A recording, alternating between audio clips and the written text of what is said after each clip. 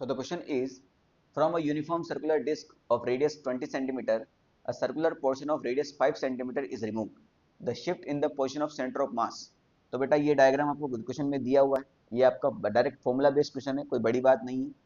Formula क्या होता है बेटा आपका, अगर आप किसी डिस्क के अंदर से, किसी भी ऑब्जेक्ट के अंदर से अगर कोई एक कैविटी निकाल लेते हैं या फिर एक कोई ऑब्जेक्ट पर्टिकुलर निकाल देते हैं, तो उस टाइम पे जो सेंटर ऑफ मास में शिफ्ट होता है उसका फॉर्मूला क्या होता है। अब यहाँ पर ध्यान से देखने वाली बात यह है कि सेंटर ऑफ मास में जो होगा शिफ्ट, वो सिर्फ एक्स डायरेक्शन में होगा, क्योंकि एक ही लेवल पर है, यानी वाई डायरेक्शन में कोई शिफ्ट नहीं है, वाई डायरेक्शन का भी जीरो ही रहने वाला है। तो आपको जो यहाँ पर निकालना है शिफ्ट, वो निकालना है एक्स में। तो कितना होता है बेटा आपका a1 x1 minus a2 x2 divide by a1 minus a2, यही होता है ना। बात समझ में आई नहीं? ठीक है, इसको आप सिग्मा विग्मा करके करते हो तो ये आपका डिराइव हो जाता है। ठीक, अब हम क्या करते हैं बेटा, दोनों के जो बिना केविटी के था हमारा ऑब्जेक्ट, उसका सेंटर ऑफ मास के कोऑर्डिनेट देखते हैं, और जो केविटी है उसके सेंटर ऑफ मास के कोऑर्डिनेट देखते हैं। ठीक है, तो जब ये डिस्क नहीं निकाली होती तो पूरा कंप्लीट डिस्क होता, कंप्लीट डिस्क का सेंटर ऑफ मास 0,0 ओरिजिन पर ही होता है। ठीक, अब ये जो हमने केविटी निकाली है इसका कोऑर्डिनेट क्या होंगे। ठीक है, ध्यान से सुनना। ये 5 सेंटीमीटर है बेटा, तो ये वाला डिस्टेंस भी 5 सेंटीमीटर होगा। ये कंप्लीट 20 सेंटीमीटर है, रेडियस बोला ना। रेडियस में से अगर ये 5 सेंटीमीटर काट दिया तो ये कहाँ पर आएगा, इसका सेंटर ऑफ मास 15 पर, और कोमा 0, क्योंकि वाई में तो ऊपर बढ़ा नहीं, सिंपल सी बात है ना। तो इसके कोऑर्डिनेट कितने आ गए आपके, 15,0। ये तो बात समझ में आ गई होगी। अब यहाँ A1 क्या होता है बेटा आपका, कंप्लीट डिस्क का एरिया, x1 कंप्लीट डिस्क के x कोऑर्डिनेट। ठीक, और A2 क्या होता है, रिमूव्ड डिस्क का एरिया, कॉमा इंटू x2 क्या होगा, रिमूव्ड डिस्क का एक्स ये कोऑर्डिनेट्स। बात समझ में आ गई? ठीक है, तो A1 क्या है, कंप्लीट डिस्क का है, तो कंप्लीट डिस्क का एरिया क्या होता है बेटा, सर्कुलर डिस्क है तो पाई आर स्क्वायर होगा इसका। तो पाई, चलो लिख ही देते हैं, आर स्क्वायर यानी 20 सेंटीमीटर का स्क्वायर। ठीक है, और x1 तो बेटा 0 ही है तो इसको लिखने की जरूरत थी नहीं वैसे, मगर कोई बात नहीं।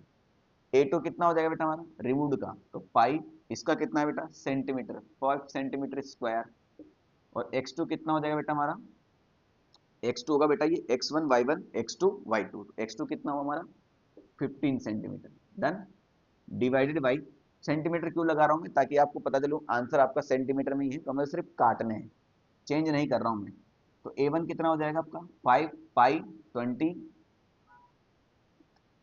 Centimetre square minus pi 5 centimetre का स्क्वायर। डन, ये तो पूरा जीरो हो गया, तो माइनस पाई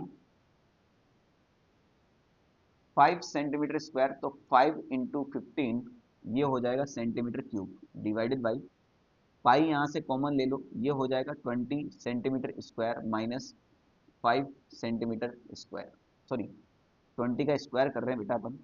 हाँ, यहाँ पर भी 5 का स्क्वायर करना था तो ये 25 होगा, पाई 25 होगा भाई, और ये 20 का स्क्वायर 400, और ये 5 का स्क्वायर 25 होगा। बात समझ में आई नहीं? ये पाई से पाई खत्म किया अपन ने। ठीक, तो यहाँ आ जाएगा आपका minus 25 into 15 centimetre cube divide by 400 minus 25 हो जाएगा आपका 375, और ये हो जाएगा सेंटीमीटर स्क्वायर। ये सेंटीमीटर स्क्वायर से खत्म हुआ तो सेंटीमीटर बच गया, वही हमें चाहिए था। अब बस हमें इसको बस हटाना है। 25 का टेबल बोलो भैया, तो 25 से कितनी बार जाएगा ये है, 100 200 300, और उसके बाद 3 और, तो 4 3 12 15 बार, और 15 से ये 15 खत्म हो गया, तो ये तो -1 सेंटीमीटर आ गया भाई, है ना। और यही इसका करेक्ट आंसर है, यानी ये क्या होगा, एक्स में -1, ये जो इसका सेंटर ऑफ मास है ये हटाने के बाद तो इसका सेंटर ऑफ मास इधर की तरफ शिफ्ट हो जाएगा। ठीक है।